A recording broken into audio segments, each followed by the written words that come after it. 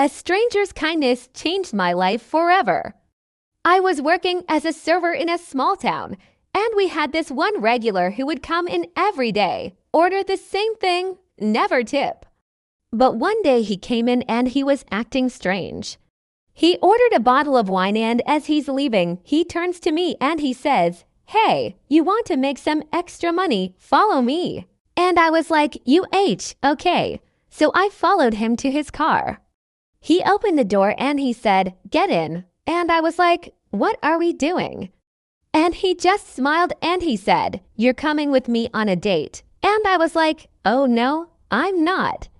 I have a boyfriend." And he was like, "Good for you. Get in the car." So I got in the car and I asked him why.